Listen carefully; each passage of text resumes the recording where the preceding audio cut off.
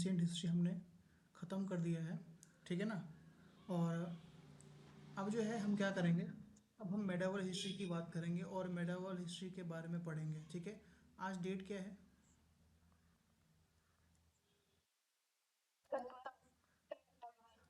है ना। आज 12 सितंबर से लेकर के आपकी क्लास जो है मेडावल हिस्ट्री की वो चलेगी आपका 19 सितंबर तक। तो आपका 19 सितंबर तक जो है वो मेडावल हिस्ट्री ख़त्म हो जाएगा। फिर आपका आता है मॉडर्न हिस्ट्री, जो आपका चलेगा 20 सितंबर से, ठीक है ना। 20 सितंबर से लेकर के ये आपका चलेगा, अ, इसको ले लो आप 5 अक्टूबर तक। तो मतलब हमने जो है, हम इसके साथ दो सब्जेक्ट्स को ख़त्म कर देंगे। एक आपको पता होगा कि एक का मैंने क्या बताया आपको, एक हो गया आपका हिस्ट्री, ठीक है ना। और दूसरा आपका क्या होगा, दूसरा हो गया आपका स्टैटिक। और तीसरा अभी हमारा शाम का बैच में चल रहा है इकोनॉमी। तो हम जो है वो 15 अक्टूबर तक, या फिर कह सकता हूँ कि क्योंकि इकोनॉमिक्स में ज़्यादा हमें नहीं पढ़ना रहता है, ठीक है। तो हम सोच सकते हैं कि हम 5 अक्टूबर तक जो है वो तीन सब्जेक्ट अपना ख़त्म कर देंगे, ठीक है। जब हम कोई सब्जेक्ट ख़त्म करेंगे, जैसे हमने एंशियंट हिस्ट्री ख़त्म किया, तो यहाँ पे मैंने लिख दिया है कि daily practice after class ends, ठीक है। जैसे क्लास ख़त्म होगी, शाम के बैच की बात कर रहा हूँ, जैसे ही शाम में क्लास ख़त्म होगी तो डेली हम एक चैप्टर रिवीजन करेंगे, एमसीक्यू प्रीवियस ईयर क्वेश्चंस। समझ में आया। मैंने अभी जो है ग्रुप में आपको फोटोज़ भेजी थी कुछ क्वेश्चंस का। कुछ क्वेश्चंस का फोटो भेजने का मतलब ये था कि मैं जितना पढ़ाता हूँ, ठीक है, जितना मैं आप लोगों को किसी भी सब्जेक्ट के बारे में, किसी भी टॉपिक के बारे में बताता हूँ, उसी से मिलता जुलता क्वेश्चंस एग्जामिनेशंस में आते हैं, ठीक है ना। जैसे कि मैंने आपको कल गुप्ता पीरियड के बारे में बताया था, तो उसमें मैंने आपको बताया था नवरत्न के बारे में। मैंने आपको कहा था ना कि नवरत्न में से पूछ सकता है कि निम्नलिखित में से कौन सा जो है वो नवरत्न का हिस्सा नहीं है, ये नवरत्न का हिस्सा है। तो आपने देखा कि same question, same to same question जो है एनटीपीसी पूछा था। दूसरा मैंने आपको और कुछ शिलालेख के बारे में बताया हुआ था, है ना, रिकॉर्ड्स वगैरह के बारे में बताया हुआ था। तो ये क्वेश्चंस जो है हम डेली शाम में जब क्लास एंड्स हो जाएगी तब हमें करेंगे, ठीक है। आज जो हम बात करने वाले हैं वो बात करेंगे मेडावल हिस्ट्री की, ठीक है। मध्यकालीन इतिहास जो कहा जाता है, इससे अमूमन जो है टोटल टॉपिक जो होते हैं वो टॉपिक होते हैं 4 से 6, ये टोटल टॉपिक्स है मेडावल हिस्ट्री के। लेकिन अगर मैं सबसे ज़्यादा हाईली डिमांडेबल टॉपिक्स की बात करूँ, तो लास्ट 2021 में जो एग्जामिनेशन हुआ था, ठीक है ना, तो उसमें जो है टोटल 130 सेट्स में से टोटल जो क्वेश्चंस, ये टॉपिक जो है मुगल, इससे टोटल क्वेश्चंस आए हुए थे वो आपका 12 क्वेश्चन था। तो आप देख सकते हो कि टोटल 130 सेट में से सिर्फ 12 क्वेश्चन, और ये हाईएस्ट क्वेश्चंस का मैं यहाँ पर मैं आज आपको टॉपिक करवा रहा हूँ, जिसमें सबसे ज़्यादा क्वेश्चंस पूछा गया है 12 क्वेश्चन। बाकी जो टॉपिक्स हैं उसमें से 4, 3, 6, 7 ऐसे करके क्वेश्चंस आते हैं। और ये जो मुगल है ना, आप जो ये मुगल के बारे में आज हम पढ़ेंगे, ये आपके CBT 1 के लिए इम्पोर्टेंट नहीं है, ठीक है। ये आपका CBT 2 के लिए इम्पोर्टेंट है, याद रखिएगा। आपको जो क्वेश्चन है, मैक्सिमम क्वेश्चन अगर आपको देखने को मिलता भी है मेडावल से, तो वो आपको CBT 2 में देखने को मिलता है। और हमने जो एंशियंट पढ़ा था, एंशियंट में जो गुप्ता पीरियड है, इंडस वैली सिविलाइजेशंस है, वैदिक पीरियड है, ये केवल तीन ऐसे टॉपिक हैं जो CBT 1 में आते हैं। रेस्ट जो हमने महाजनपद, ठीक है, उसके बाद से जो हमने गुप्त साम्राज्य के वगैरह के बारे में पढ़ा, मगध के बारे में पढ़ा, मौर्य के बारे में पढ़ा, तो वो सब कुछ CBT 2 का टॉपिक है, ठीक है। तो हमने यहाँ पर मैं ये सब कुछ डिस्कस कर लिया, और आज जो मैं स्टार्ट करने वाला हूँ वो करने वाला हूँ मुगल एम्पायर या फिर मुगल साम्राज्य के बारे में स्टार्ट करने वाला हूँ, ठीक है। बाबर से हम स्टार्ट करेंगे। और इससे क्वेश्चंस मैंने बता दिया, 12 क्वेश्चंस लास्ट 120 सेट्स में से पूछे गए थे। तो शुरू करें अपना आज का ये टॉपिक। देखो इसमें क्या है कि एंशियंट हिस्ट्री जो है ना, और जो मेडाइवल हिस्ट्री है और फिर मॉडर्न हिस्ट्री जो आता है, उस सब में मतलब कमी नहीं है टॉपिक्स की, ठीक है ना। लेकिन हमें उतना ही पढ़ना है जितना हमसे, जितना एग्जामिनेशन में पूछा जाए, ठीक है ना, फालतू का कुछ भी नहीं पूछा जाए। ठीक है, समझ में आ गया आप लोगों को इतना।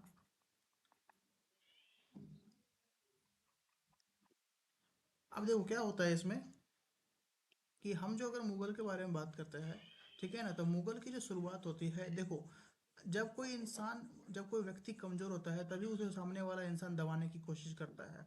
अगर मान लो कि कोई मतलब पहलवान है और उसको कोई ऐसे तो मतलब डायरेक्टली जो है उसको लड़कारने के लिए नहीं आएगा कि भैया तुम मेरे साथ युद्ध करो, लड़ाई करो तुम मेरे साथ। कोई भी अगर नॉर्मल इंसान हो तो नहीं करेगा।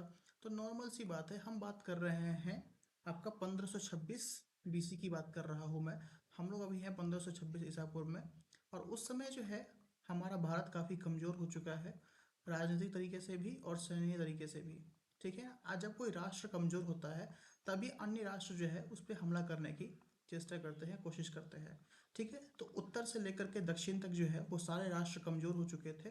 इनके पास सैन्य और राजनीतिक कारण या फिर सैन्य और राजनीतिक पावर खत्म हो चुकी थी, एक तरह से कह सकते हैं। तो उसी समय भारत में आगमन होता है बाबर का। यहाँ तक आपको बात समझ में आ गई। अब हम पढ़ते हैं बाबर के टाइम पीरियड एंड टेन्योर के बारे में।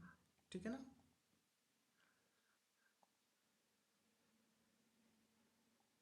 चलो, देखिए, हमने यहाँ पर में बात करनी है बाबर की। ठीक है ना। अब मुझे कोई बता सकता है कि बाबर का टाइम पीरियड क्या है? देखो देखो, एक चीज़ ना मैं कंफर्म कर देना चाहता हूँ। एक चीज़ मैं कंफर्म कर देना चाहता हूँ इस टॉपिक के स्टार्टिंग करने से। मेडेवल जो आपका हिस्ट्री है उसमें टाइम पीरियड याद रखना काफ़ी इंपॉर्टेंट हो जाता है। टाइम पीरियड, ठीक है। तो टाइम पीरियड आप याद रखिएगा, इसका टाइम पीरियड क्या है, 1526 से लेकर के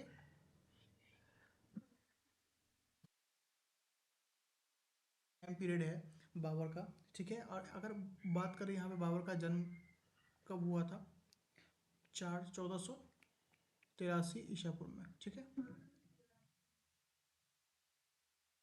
डेथ कब हुई थी, 1530 ईस्वी में। ठीक है। देखो, ये जो हमने जन्म और मृत्यु यहाँ पर में लिखा है ना, ये सिर्फ समझने के लिए है, इसको याद करना इम्पोर्टेंट नहीं है। ठीक है ना। एक चीज़ यहाँ पर में ये आता है कि आपने सुना होगा कि मुगल बादशाह बाबर, सुना है मुगल बादशाह बाबर?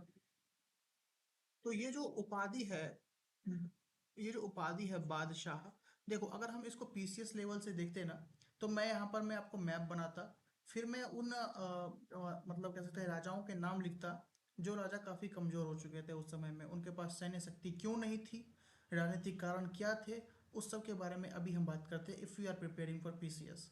लेकिन हमें उतना डीपली इस सब चीज़ों को नहीं पढ़ना है, क्योंकि आपको पता होगा कि जीके जीएस ऐसा सब्जेक्ट होता है जिसमें टॉपिक्स की कमी नहीं होती है। मतलब कह सकते हैं इन्फिनाइट टॉपिक्स है। जब नोटिफिकेशन निकलेगा 14 तारीख को, तो देखिएगा जब सिलेबस निकलेगा एनटीपीसी की तरफ से, तो जीके जीएस के पीछे में एक वर्ड लगा देता है ये ईटीसी। जो छूट गया वो भी पूछेंगे। ठीक है। तो GK GS is endless. The reason is that कि we had to study limited. ठीक है, हमें लिमिटेड पढ़ना रहता है। तो देखिए, बादशाह की जो उपाधि है, मुगल बादशाह बाबर जो कहते हैं, तो ये जो उपाधि कहाँ से मिली है, इसको किसी को पता है? कब मिली है ये उपाधि, ये बता दो। याद रखिएगा 1504 ईस्वी में बादशाह को, मतलब इसको बाबर को बादशाह की उपाधि दी गई है। अब इसे जो है ना, जैसे हमने कल पिछली क्लास में उपाधियों के बारे में देखा था कि इसको इस नाम से जाना जाता है, उस नाम से जाना जाता है, तो बाबर को दूसरा नाम किस किस नाम से जाना जाता है? अगर मैं अन्य नाम की बात करूँ तो किसी को पता है? अनदर नेम क्या है बाबर का, what is the another name of Babur? Qalandar, याद रखिएगा। कलंदर, ठीक है ना।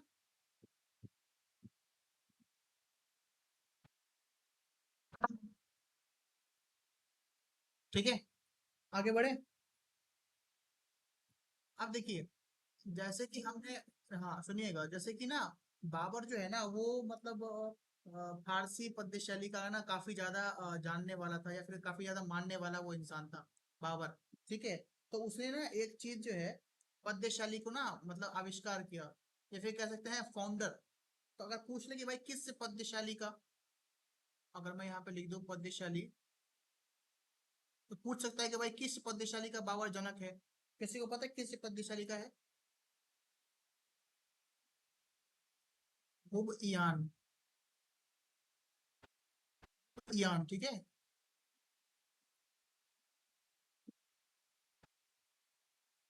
तो ये एक पद्य शैली है। अब ये पद्य शैली के बारे में थोड़ा सा जानते हैं। ठीक है। देखो, ये जो पद्य शैली है ना, ये एक विशेष प्रकार की उर्दू और फारसी पद्य शैली है। ठीक है ना। अगर इसको अपनी भाषा में कहें तो ये कविताओं की शैली होती है जिसमें कवि अपने भाषा और विचारों को व्यक्त करता है। समझ में आया मैं क्या कहना चाह रहा हूँ आपको? जैसे बहुत सारे पोएट्स हुए हैं इंडिया में, रामधारी सिंह दिनकर, हरिवंश राय बच्चन, तो बहुत सारे ऐसे पोएट्स हैं। तो वो क्या करते हैं, अपने फीलिंग्स को क्या करते हैं, स्टोरीज में या फिर कह सकते हैं पोइट्री में डिस्क्राइब करते हैं। उसी प्रकार से बाबर क्या करता था, अपनी कविताओं को जो है, अपनी फीलिंग्स को जो है पद्य शैली में डिनोट करता था। उसी पद्य शैली का नाम है मुबयान। याद रखिएगा, ठीक है ना, इंपॉर्टेंट है ये। ठीक है। अब देखो, ये तो पद्य शैली हो गई। अब ये पद्य शैली के अंतर्गत जो है, वो कौन कौन सी रचना की थी बाबर ने, पता है किसी को? आपने तुजुके बाबरी, रिसाले, खत ए बाबरी, ये सब कुछ नहीं सुना आज तक, कभी नहीं सुना?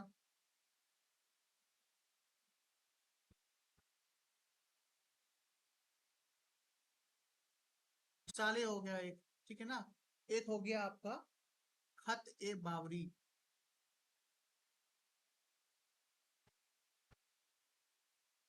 ठीक है, ये तो पद्य शैली हो गई, मतलब टोन हो गया एक तरह से कह सकते हैं। लेकिन उसने रचना किस किस चीज की की? तो रचना रचना यहाँ पे दो इंपॉर्टेंट है, ये याद रखिएगा, रसाले, ठीक है ना, इसको रिसाले कहते हैं, रिसाले। और एक हो गया खत ए बाबरी, ठीक है ना। समझ में आ गया आप लोगों को बात?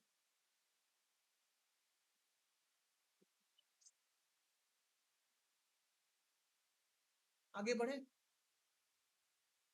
अब देखिए, मैंने आपको एक बात बताया था ना कि हमारा भारत कमजोर पड़ चुका था, इसी कारण से जो है विदेशी आक्रमण होने लगा।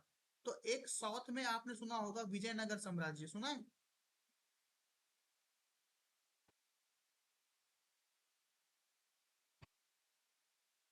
विजयनगर साम्राज्य। तो क्वेश्चन अगर आपसे पूछे कि भाई बाबर ने जो है किस राजा को सर्वाधिक शक्तिशाली शासक बताया, देखो अगर आप विजयनगर साम्राज्य के बारे में बात करेंगे ना, तो इसका जो पॉलिटिकल बैकग्राउंड था, ठीक है, इसका जो आप कह सकते हैं आर्म्स थे, जिस प्रकार से मगध डायनेस्टी अपने टाइम में चरम पे थी, पीक पे थी, उसी प्रकार से जब मैं मेडाइवल की बात करूं, मध्यकालीन इतिहास की बात करूं, तो उस समय विजयनगर साम्राज्य जो है वो पीक पे था। तो पॉलिटिकल पावर, आर्म्स हो गया, ठीक है ना, उसके बाद से जो है आपका, हाँ, तो ये याद रखिएगा, तो इस सब कारणों से विजयनगर साम्राज्य काफी फेमस था, पीक पे था, कह सकते हैं it is on his peak. ठीक है। अब देखिए, बाबर ने जो जब भारत में आया बाबर, तो विजयनगर साम्राज्य के एक राजा हुआ करते थे, किसी को पता है राजा का नाम क्या था? कृष्ण कृष्णदेव राया नहीं है, वो राय है, कृष्णदेव राय। तो बाबर ने कहा कि भाई कृष्णदेव राय तो काफी सर्वाधिक शक्तिशाली शासक था उस समय का। समझ में आया? ये यहाँ तक हो गया बाबर का ओवरव्यू। अब बात करते हैं कि बाबर ने भारत में कितने बार आक्रमण किया। If the examiners ask you about how much time Babur attack to India, या फिर अटैक ऑन इंडिया, कितने टाइम किया था?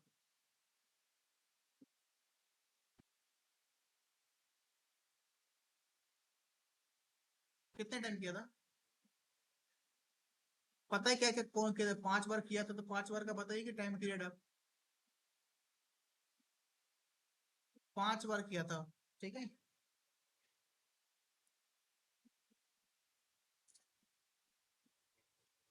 पानीपत का, खानवा का, चंदेरी का, घाघरा का, सब पढ़ेंगे, लेकिन इससे पहले थोड़ा सा कुछ और आप लोग मिस कर रहे हैं, सुनिएगा।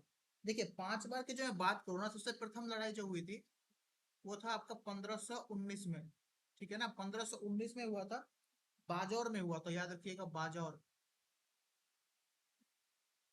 बाजौर में हुआ था। अभी कहाँ पे हुआ था? बाजौर में भेड़ा के किला पे हुआ था, भेड़ा का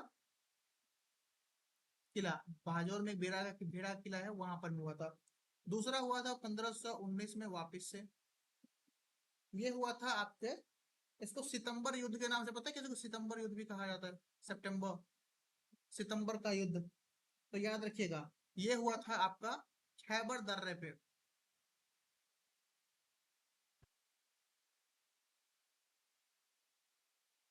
खैबर दर्रे पे हुआ था, ठीक है, पाकिस्तान में पेशावर।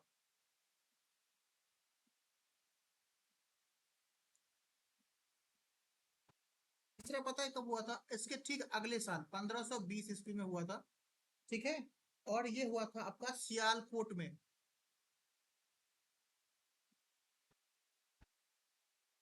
सियालकोट में हुआ था, याद रखिएगा।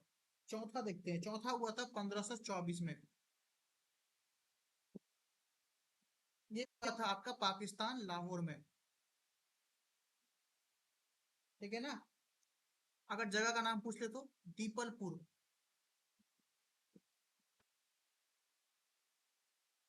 अब आता है लास्ट, 1525।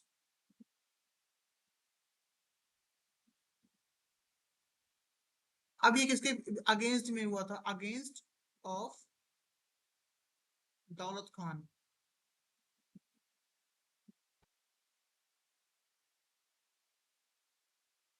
बातें यहाँ तो समझ में आई? ये 5 युद्ध मैंने आपको बताया, 1519 से लेकर के 1525 तक में 5 युद्ध लड़ा गया। पहला युद्ध था 1519 में बाजौर में, भेड़ा के किला पे। दूसरा था 1519 सितंबर का युद्ध कहा जाता है इसको, खैबर दर्रा। ठीक है ना। पेशावर पाकिस्तान में हुआ था। 1520 सियालकोट में, 1524 लाहौर दीपलपुर में, 1525 किसके अगेंस्ट में हुआ था? दौलत खान के विरुद्ध में हुआ था। ठीक है। अब देखिए, अब हम बात करेंगे पानीपत के युद्ध के बारे में। मुझे बताइए कि पानीपत का युद्ध कब हुआ था? क्वेश्चन तो ये काफी इंपॉर्टेंट होता है मुगल से। मैक्सिमम क्वेश्चन इधर से ही आते हैं कि भाई पानीपत के युद्ध के बारे में बताओ।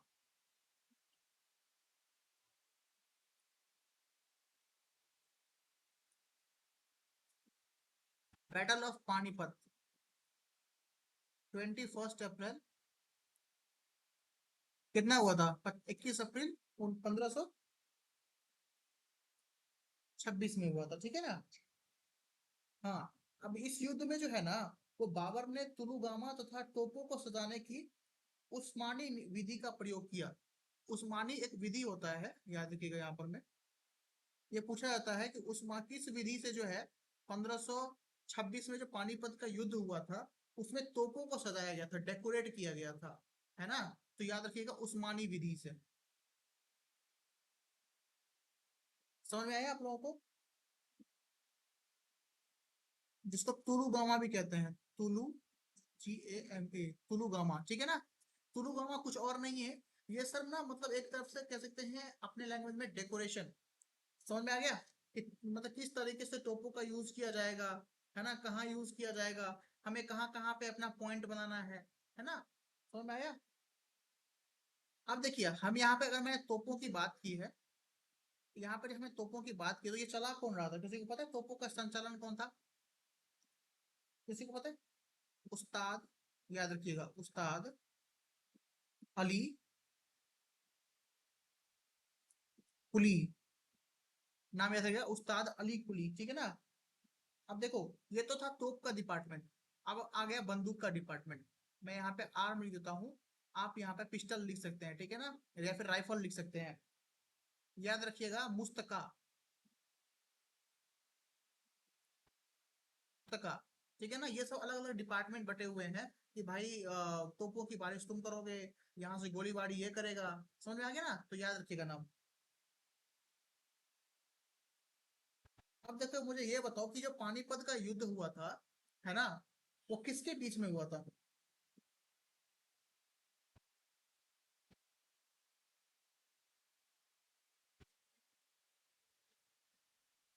देखिए यहाँ पर मैं, आप लोग शायद मुझे लग रहा है कंफ्यूज हो गए।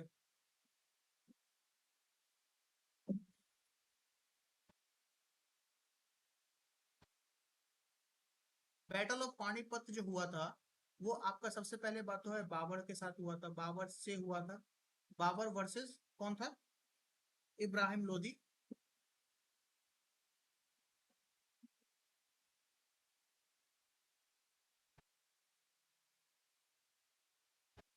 लेकिन इब्राहिम लोदी का साथ किसने दिया था, किसी को पता है?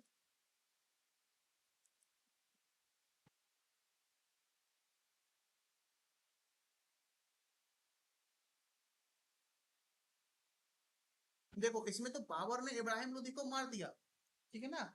युद्ध में इब्राहिम लोदी तथा उसके मित्र जो है वो मारे गए। अब ये मित्र की बात यहाँ पे हो रही है, तो कौन से फ्रेंड ने जो है ये इब्राहिम लोदी की हेल्प की थी, पता है आपको?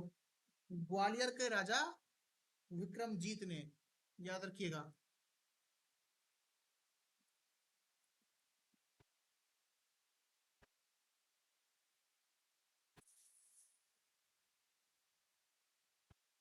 अब ये दोनों को जो है ना यहीं से ऊपर पहुंचा दिया था बाबर ने, ठीक है ना, इसी युद्ध में। तो यहाँ पे आपको बैटल ऑफ पानीपत समझ में आ गया। अब देखिए, जब इसको हराया गया, जब इब्राहिम लोदी को हराया गया, तो बाबर ने क्या किया था, दिल्ली में आपकी मतलब मुगल वंश की स्थापना की थी, ठीक है ना, मुगल साम्राज्य की स्थापना की थी दिल्ली में।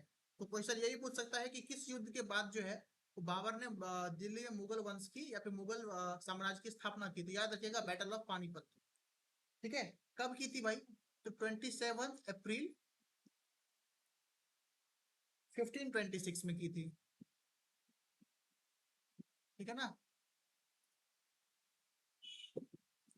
दिल्ली में किया था।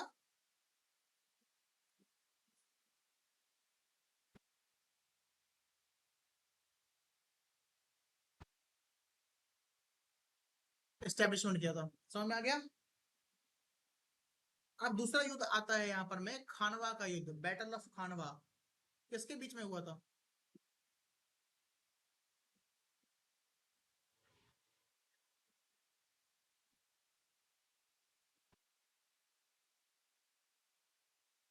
बैटल ऑफ खानवा ये हुआ था, आपको देखो इसका ना 16 भी कह सकते हो और 17 भी कह सकते हो, 16-17 मार्च को हुआ था ये, ठीक है ना, 1527 में हुआ था आपका। किस किस के बीच में हुआ था भाई? ये हुआ था आपका राणा सांगा वर्सेस बाबर, बाबर, ठीक है ना। खानवा युद्ध के समय जो है वो बाबर ने जिहाद का नारा दिया तथा सैनिकों को तमगा अथवा व्यापारिक कर से मुक्त करने की घोषणा की। क्वेश्चन आ गया यहाँ पर में कि इसने सबसे पहले किसका नारा दिया था? जिहाद का,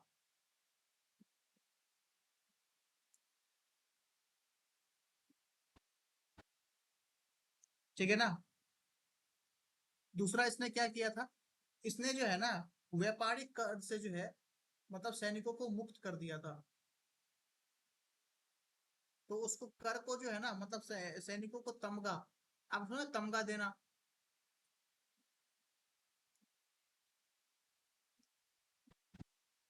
तमगा एक प्रकार का टैक्स होता है। उस समय में जो है बाबर टैक्स लिया करता था और भी अच्छा खासा टैक्स लिया करता था, ठीक है ना। तो अब इसने इस युद्ध के बाद जो है इसने कहा कि भाई अब जो है हम लोगों को जो है मतलब सैनिकों को जो है ना वो टैक्स फ्री कर देंगे, ठीक है ना। जो उनको भी व्यापारिक कर वगैरह लगता था ना उसको हम मुक्त कर देंगे उस चीज से। तो उसको याद रखिएगा, उसको तमगा कहा जाता है। समझ में आया? पहले वाले युद्ध में हमने देखा कि इब्राहिम लोदी का साथ जो है वो ग्वालियर के राजा विक्रमजीत दे रहे थे। उसी प्रकार से राणा साहेब, देखो ऐसा था ना कि बाबर इतना ज्यादा पावरफुल हो चुका था उस समय में कि हर कोई चाहता था कि बाबर को किसी न किसी तरीके से हराया जाए। तो मतलब जो मुस्लिम जो थे ना वो भी मतलब ये लोगों के इस मतलब रिलीजियस को हटा करके ना सेक्युलर होकर के सबका साथ दे रहे थे कि भाई बाबर को किसी प्रकार से भारत से हटाओ। तो राणा सांगा को जो है, राणा सांगा, इनकी हेल्प किन किन ने की थी? तो याद रखिएगा, हसन खां मेवाती,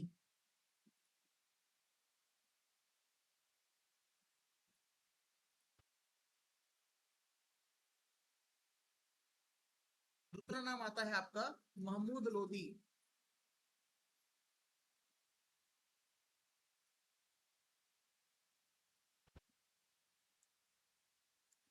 ठीक है।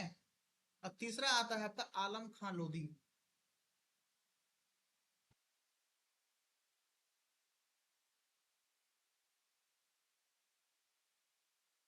समझ में आया?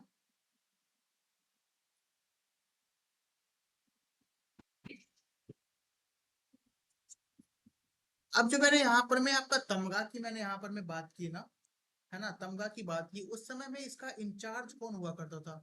पता है कौन था इसका incharge? Who was the controller of this तमगा? इंचार्ज का नाम याद रखिएगा, इंचार्ज का नाम था मलिक कासिम।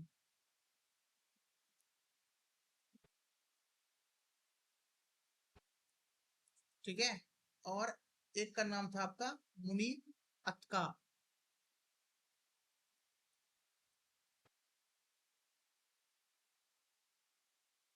ठीक है। अब देखो खानवा के युद्ध में जीत किसकी हुई थी। खानवा के युद्ध में जो विजय हुआ था ना, वो बाबर ने मतलब गाजी का खिताब धारण किया जब उन्होंने सुनिएगा, जब उन्होंने जो है ना बैटल ऑफ खानवा जीत लिया था, तो इसमें उन्होंने अपने आप को एक उपाधि दिया था। उस उपाधि का नाम क्या था? गाजी। देखो ये मुगल जो है ना, मुगल चैप्टर जो है, मुगल सब्जेक्ट जो सॉरी टॉपिक जो है हमारा मेडावल हिस्ट्री का, इसमें से मेनली क्वेश्चंस जो आते हैं वो आते हैं ये युद्ध के ऊपर। बैटल ऑफ खानवा कब हुआ, बैटल ऑफ पानीपत कब हुआ, ठीक है ना। उपाधियों के ऊपर कि गाजी की उपाधि बाबर ने कब धारण की थी, तो बैटल ऑफ खानवा के बाद, है ना। मतलब मुगल डायनेस्टी की स्थापना कब हुई थी, तो बैटल ऑफ पानीपत के बाद, ठीक है ना। तो ये सब आप लोग याद रखिएगा। अब अगला युद्ध के बारे में बात करें।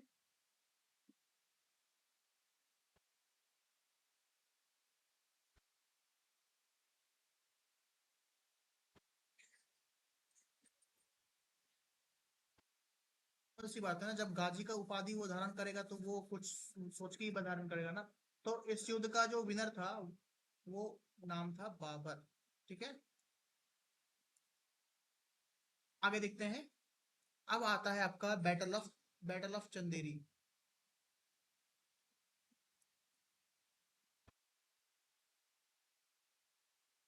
बैटल ऑफ चंदेरी 29 जनवरी 1528।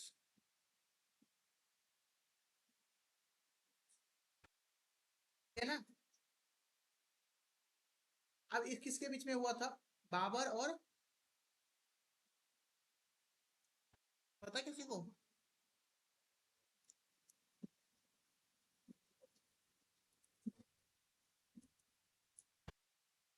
मेदिनी राय, ठीक है ना। बाबर वर्सेस मेदिनी राय हुआ था। अब ये कहाँ पर पे था, मतलब कहाँ पे हुआ था? तो ये चंदेरी जो है, पूछेगा कि चंदेरी किधर पड़ा, तो भाई ये चंदेरी है ना, वो पड़ता है आपका मालवा और बुंदेलखंड की सीमा पर था। ठीक है ना।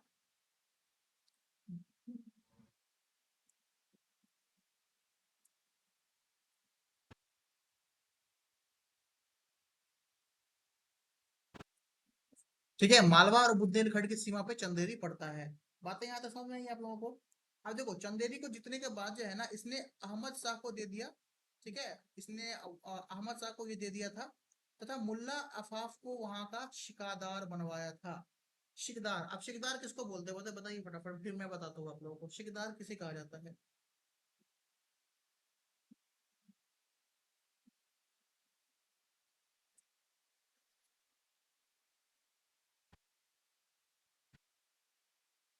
क्या कह रहे हो, सॉरी कौन सी? शिकदार से आप लोगों को क्या पता चल रहा है, नहीं पता चल? देखो बाबर के समय में जो है ना वो शिकदार, हाँ मैं बताता हूँ। बाबर के समय में जो शिकदार कहा जाता था,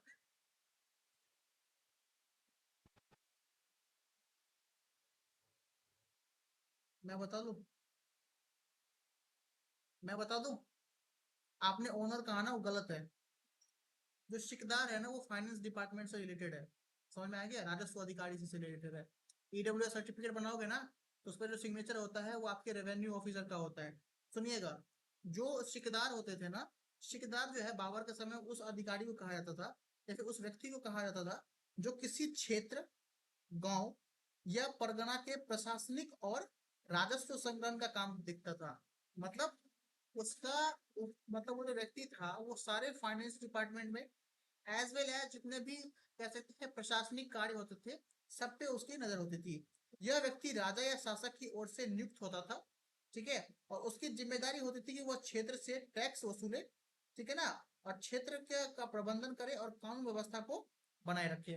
तो जो एक रेवेन्यू ऑफिसर का काम होता है, टैक्स देखना, भाई कहा मतलब हर जगह जो है वो सही से काम चल रहा है कि नहीं चल रहा, ठीक है ना, कोई टैक्स की चोरी तो नहीं कर रहा है, ठीक है ना, ये सब की जिम्मेदारी जो है वो सिकदार का होता था जब बाबर का शासन चलता था तब। अब आया बात समझ में आप लोगों को, सिकदार। तो सुनिएगा, जब बाबर ने जो ये युद्ध जीत लिया, ठीक है ना। तो आपका जो ये चंदेरी है ना, ये चंदेरी किसको दे दिया था? अभी मैंने बताया था अहमद शाह को दे दिया था, शाह को ये दे दिया था। ठीक है ना। और इस जगह का जो है रेवेन्यू ऑफिसर, जिसको हम कहेंगे सिकदार, याद रखिएगा बहुत इंपॉर्टेंट नेम है सिकदार। ब्रैकेट में अगर आप भूल जाएंगे तो याद रखिएगा रेवेन्यू ऑफिसर। ठीक है ना। वो किसको रखा गया? मुल्ला अफाफ को।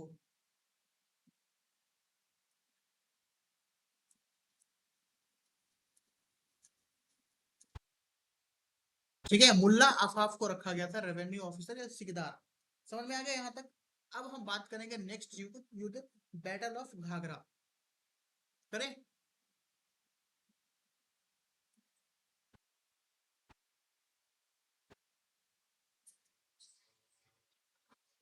1 मिनट दिखा रहा हूँ।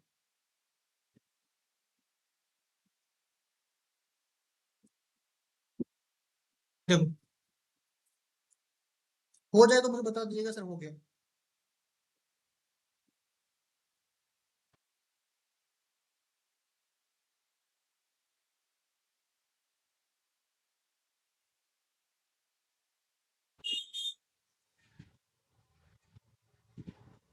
आफाफ, आफाफ,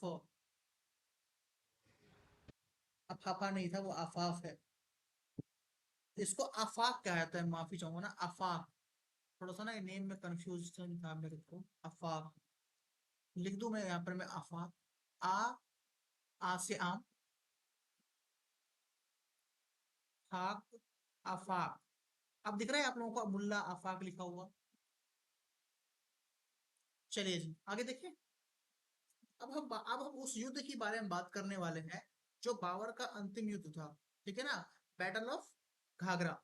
ये पहला ऐसा युद्ध था, याद रखिएगा, मेडावल हिस्ट्री का ये पहला ऐसा युद्ध था जिस युद्ध को पानी में भी लड़ा गया और जमीन पे भी लड़ा गया था। याद रखिएगा, क्वेश्चन पूछता है इस तरीके से स्टेटमेंट बना करके कि वह युद्ध का नाम बताएं जो युद्ध पानी में भी लड़ा गया और एज वेल एज लैंड पे भी लड़ा गया। ठीक है ना। और ये बाबर का अंतिम युद्ध था, ये भी याद रखिएगा। तो क्वेश्चन बैटल ऑफ घाघरा से आने के चांसेस रहते हैं हमेशा। समझ में आया आप लोगों को? देखिए, देखिए ये जो घाघरा का युद्ध जो है ना, ये लड़ा गया था 6 मई 1529 को। आप इस तरीके, आप इस ये देख करके पावर लगा सकते हो बाबर का कितना उसके पास शक्ति होगा कि उसने मतलब 4 सालों में 4 बार युद्ध लड़ा। 26, 27, 28, 29। किसी के पावर पास इतना पावर हुआ करता था उस टाइम में कि भाई 4 साल में वो 4 बार युद्ध लड़ेगा और ऐसा युद्ध लड़ेगा कि सामने वाला ही हारेगा। देखिए, जो बाबर का जो ये युद्ध था, ये अंतिम युद्ध था उसका। ठीक है ना। ये हुआ था बाबर वर्सेस अफगान।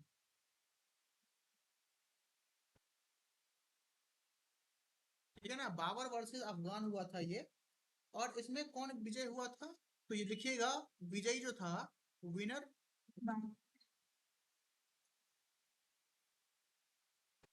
ठीक है ना, विनर बाबर हुआ था। और ये मेडेवल हिस्ट्री का, याद रखिएगा, पहला युद्ध था, पहला। इसके बाद बहुत सारे युद्ध हुए जो जल और लैंड दोनों पे लड़े गए, लेकिन याद रखिएगा फर्स्ट,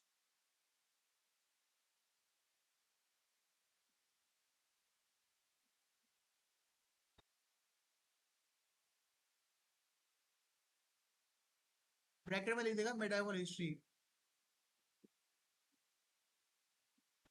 ठीक है ना, पहला युद्ध था जो लैंड और वाटर पे दोनों पे लड़ा गया। ठीक है ना।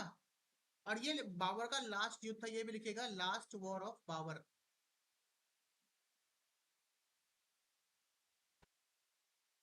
Last war of Babur, Babur का अंतिम युद्ध था।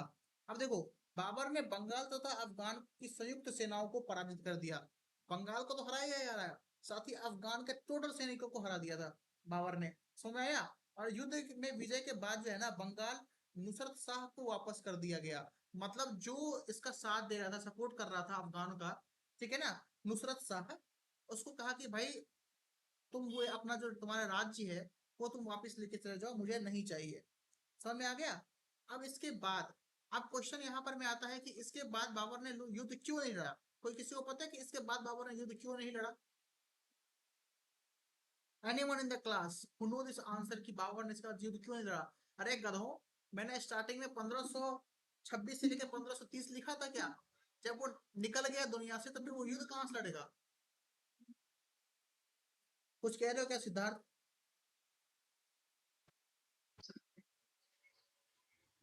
हाँ एग्जैक्टली exactly. तो बहुत सारे लोग ये भी कंफ्यूजन में रहता है कि सर इसके बाद लड़ा क्यों नहीं, है ना? तो याद रखिएगा, ठीक है ना? और ये थोड़ा सा वीबीआई है, इसको थोड़ा सा पढ़ के रखिएगा ना आप लोग, कि भाई ये क्योंकि पहला युद्ध था, लैंड और वाटर दोनों पे लड़ा गया था, और अंतिम युद्ध भी था, है ना? तो याद रखिएगा। अब आगे हम देखें, बताइए परमिशन है आप लोगों की तरफ से? अब हम थोड़ा सा ना इसके डेथ के बारे में देख लेते हैं कि भाई इसका डेथ कहाँ पे हुआ था। देखो, इसका जो डेथ हुआ था ना वो हुआ था 26 दिसंबर 1530 को, 1530 में हुआ था। कहाँ पर में हुआ था? मानसी ने बताया था आगरा में हुआ था, ठीक है? अब देखो, एक जगह आगरा से फेमस है, स्ट्रेटेजी का क्वेश्चन, कि आगरा का, नहीं नहीं, आराम बाग कहाँ पर में है? आराम बाग।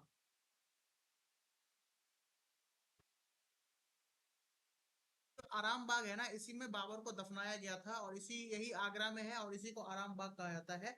अब इसका दूसरा नाम है आगरा का चार बाग।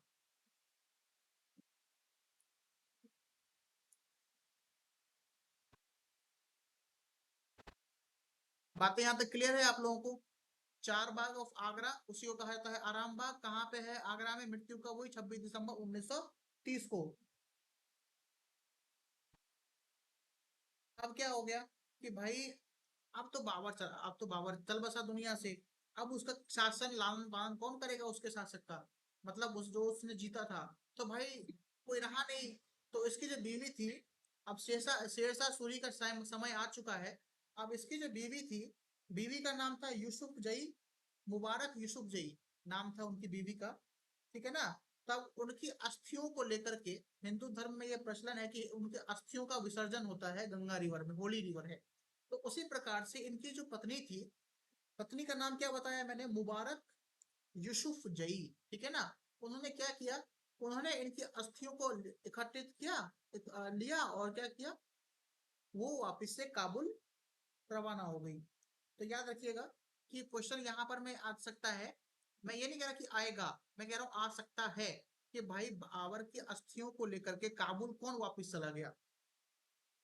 तो याद रखिएगा आप लोग कि उनकी जो विडो थी, जो उनकी पत्नी थी बाबर की वाइफ थी,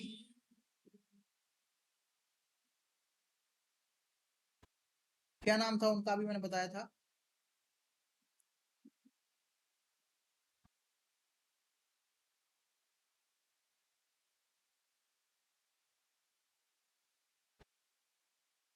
यूसुफ जई, ठीक है ना?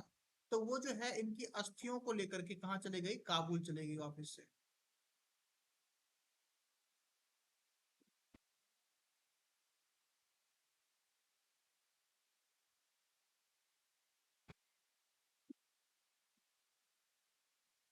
अब थोड़ा सा कॉइन्स के बारे में बात कर लें, क्योंकि बाबर के टाइम में जो है कॉइन्स भी काफी प्रचलन में रहे थे। कॉइन्स के बारे में बात करते हैं बाबर का, ठीक है ना?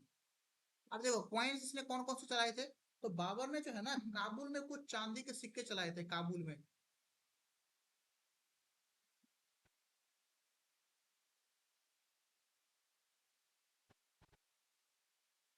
क्या नाम था उस कॉइन का? किसी को पता है?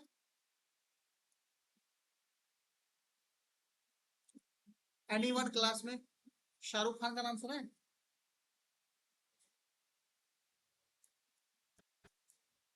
शाहरुख। इसको याद करने का तरीका यही है कि शाहरुख गया काबुल, काबुल में चल गए सिक्के, ठीक है? किसने चलाया? बाबर ने चलाया था। ये तो काबुल की बात करो, ठीक है ना? अब कांधार में क्या चलाया था? पॉइंट्स में अगर बात करूं कांधार का, तो कांधार में भी सिल्वर के सिक्के चलाए थे। क्या नाम था उसका? बाबरी। बाबरी, याद रखिएगा। अब देखो, तो सिक्कों की कुछ खासियत हुआ करती थी। जो सिक्के थे ना, वो एक तरफ से कलमा पे था, और दूसरी तरफ से जो है चारों, मतलब चारों खलीफाओं के नाम अंकित थे। अब चार खलीफा थे उस समय के, उन चारों के नाम जो है ना फ्रंट पे था, किसका? तो कलमा था बाबर का, और जो पीछे था बैक साइड था कॉइन का, तो उसमें 4 जो है ना खलीफाओं के नाम अंकित हुआ करते थे। ठीक है ना? मैं माफी, उल्टा हो गया थोड़ा सा ना, ये कॉइन है। देखो, एक तो यहाँ पर में होगा आपका कलमा, और यहाँ पर में होगा 4 खलीफाओं के नाम। ठीक है ना? और इसका जो वही बैक साइड होगा, बैक साइड पे जो था वो था बाबर के नाम पे अंकित। मतलब बाबर का नाम बड़े बड़े अक्षरों में ऐसे करके लिखा रहता था। ठीक है ना? अब देखो, एक क्वेश्चन यहाँ पर में आता है पेंटर से, कि भाई बाबर के समय में पेंटर कौन था? पेंटर कौन था?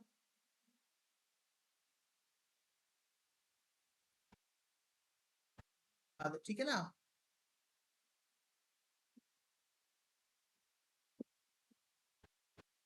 अब एक बुक आता है, तुजुक ए बाबरी। किसने लिखी थी तुजुक ए बाबरी?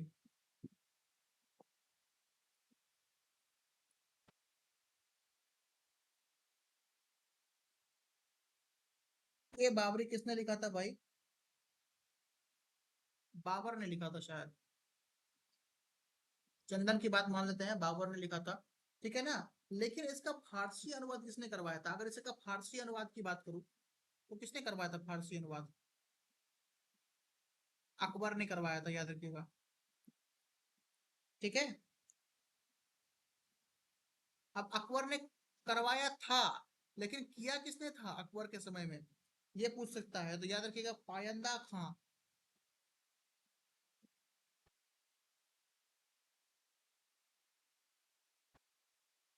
पायंदा खां, याद रखिएगा। ठीक है? अब ये हो गया फारसी। अब यही पे बात करूं मैं इंग्लिश में। तुजुक ए बाबरी काफी इंपोर्टेंट बुक है। इंग्लिश में अनुवाद किसने करवाया था? लीडर ने।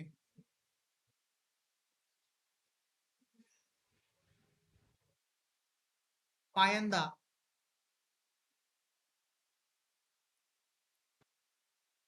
पायंदा। पायंदा खां है। इंग्लिश में लिखा है लीडन ने। ठीक है, लीडन। उसके एक दोस्त ने अर्सिकन ने। लीडन एंड अर्सिकन ने लिखा था 1826 में। अब याद रखिएगा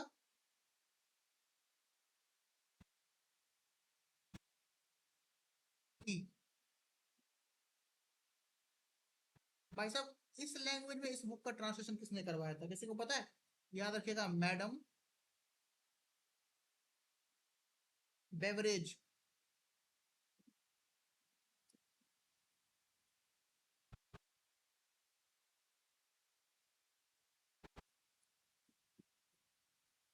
मैडम बेवरेज ने करवाया था 1905 में। बातें यहां तक समझ में आई आप लोगों को? जी, बताइए फटाफट।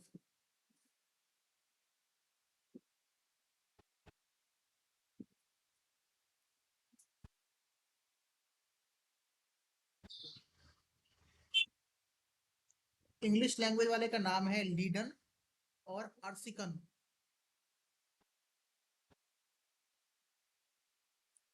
अब इसके बाद जो है यहाँ पे बाबर का सब कुछ खत्म हो जाता है। अब हम आगे पढ़ेंगे हुमायूं के बारे में।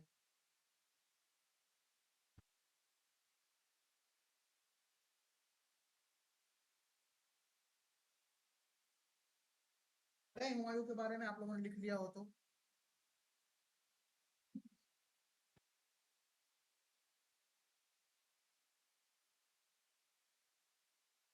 देखिए, हुमायूं का टाइम फ्रेम क्या है, किसी को पता? टाइम पीरियड क्या था हुमायूं का?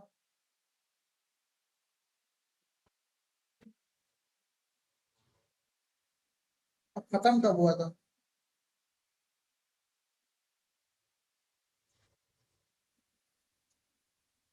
इसके दो टाइम पीरियड है। एक है आपका 1530 से 1540, और दूसरा है 1555 से 1556। देखिए उस चीजों के बारे में, हुमायूं के बारे में। मतलब ये मैं कह रहा हूँ ना, ये अकेले ऐसा चैप्टर है जिसमें 2 से 3 दिन का टाइम लगता है। ठीक है? तो हम आराम आराम से देखेंगे, कोई जल्दबाजी नहीं है हमें।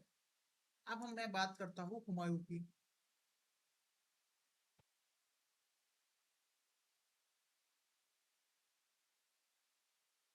मैंने क्या बताया, 1530 से लेकर के 1540, और दूसरा टाइम पीरियड था 1555 से लेकर के 1556।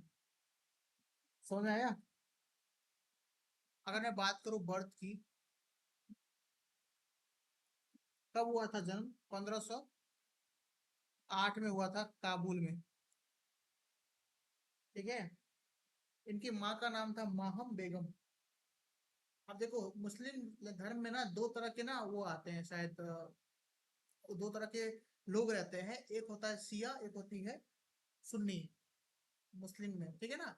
तो इनकी जो माँ थी हुमायूं की, वो शिया से थी संबंधित, शिया से, याद रखिएगा। ठीक है ना? इनकी जो मदर थी, मदर का नाम था माहम बेगम।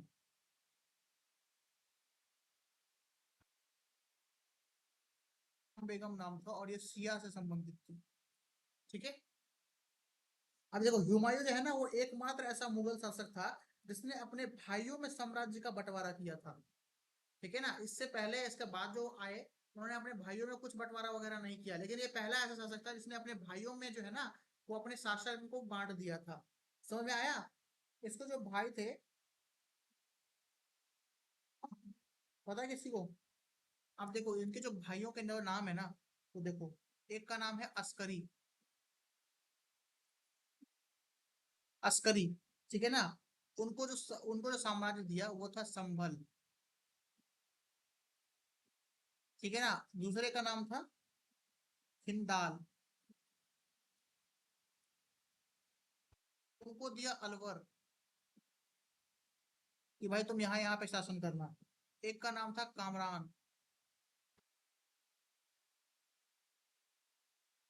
उनको दिया काबुल और कांधार।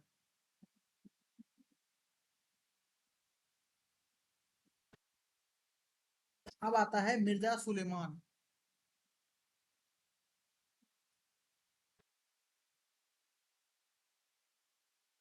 आपका ताजीन। तो याद रखिएगा, कुछ इस प्रकार से जो है, उन्होंने अपने राज्यों का बंटवारा कर दिया था, कि भाई ये इलाके को तुम देखोगे, ये इलाके को तुम देखोगे। है ना?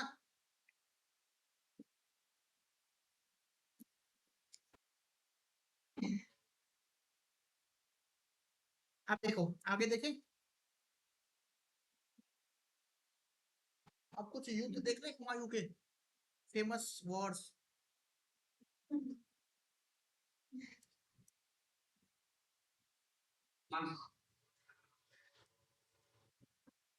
कौन सा कह रहे हो? संभाल वाले का नाम है अस्करी। अस्करी है भाई, अस्करी। अब देखो, आपने एक युद्ध का नाम सुना होगा, देवरा। सुना है? देवरा का युद्ध कब हुआ था? देवरा का युद्ध हुआ था 1531 में। ठीक है ना? किसके अगेंस्ट हुआ था? तो महमूद लोदी के अगेंस्ट हुआ था, याद रखिएगा।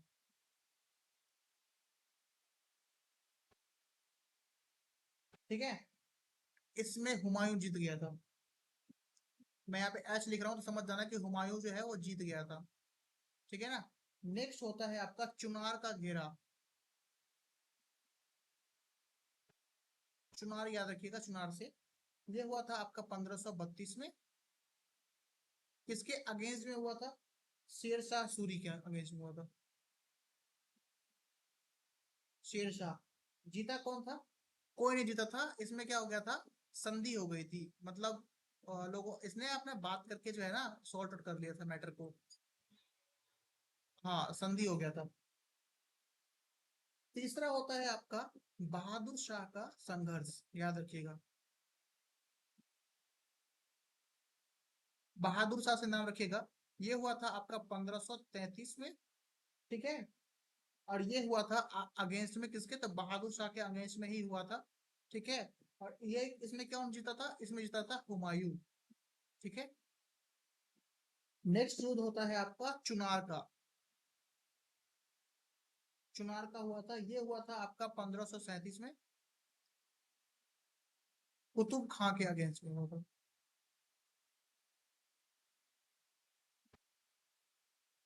इसमें भी जो है कौन जीता था, तो इसमें भी जो है वो हुमायूं ही जीता था। ठीक है, आगे आते हैं। आपने सुना होगा चौसा का युद्ध, चौसा, बैटल ऑफ चौसा, शेरशाह सूरी में हुआ था। ये फिर से शेरशाह से हुआ था। शेरशाह, शेरसर लिख दिया मैंने, शेरशाह। ठीक है, इसमें कौन जीता था, तो इसमें जीत गया था शेरशाह सूरी।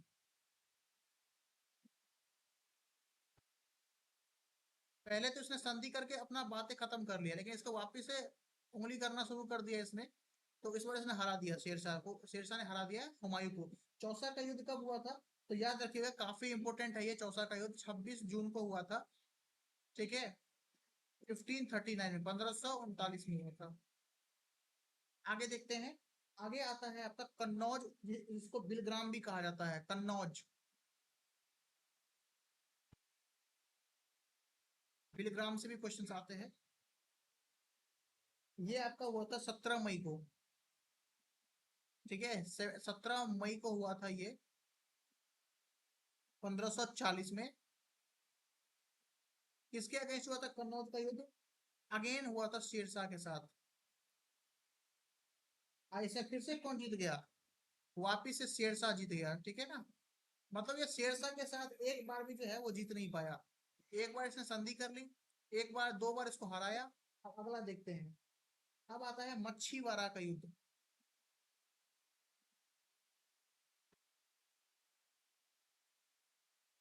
मच्छीवाड़ा का युद्ध है 15 मई 1555। ये मच्छीवाड़ा का युद्ध हुआ था, ये 3 लोगों के साथ हुआ था इसके, अफगान सरदार, नसीब खां, तातर खां। ठीक है ना, तीनों के साथ हुआ था, तीनों को हरा के हुमायूं जीत गया था। क्या सब कहा, अफगान सरदार,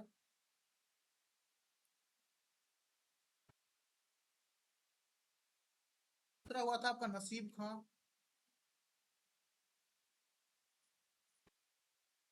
हुआ था तातर।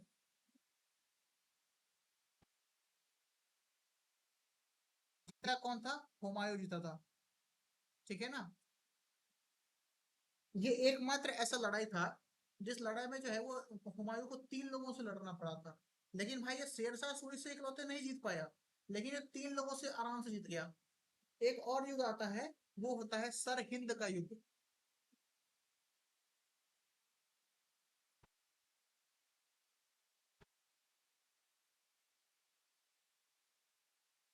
जो मैंने युद्ध लिखे हैं ना, वो इंपॉर्टेंट है, आप लोग याद कर लीजिएगा इसको।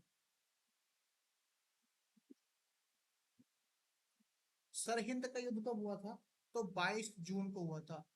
याद करना ना, पता है कौन सा चीज आपको याद करना है, जिसके आगे मैंने डेट लिखा हुआ है ना, 15 मई, 17 मई, 26 जून, तो ये याद रखिएगा, बाकी का याद रखना कोई इंपोर्टेंट नहीं है। 22 जून 1555 को हुआ था। आगे लिख देता हूँ 55। ठीक है ना, किसके अगेंस्ट में हुआ था, सिकंदर सूरी के अगेंस्ट में हुआ था, सिकंदर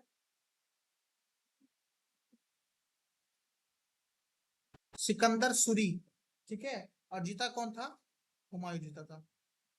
तो ये कुछ इंपॉर्टेंट युद्ध थे जिसके बारे में मैंने आपको अभी जस्ट बताया, तो ये आप याद रखिएगा, बाकी इस टॉपिक में उतना कुछ याद करना इम्पोर्टेंट नहीं है। ठीक है ना, 1 मिनट दीजिएगा आप लोग।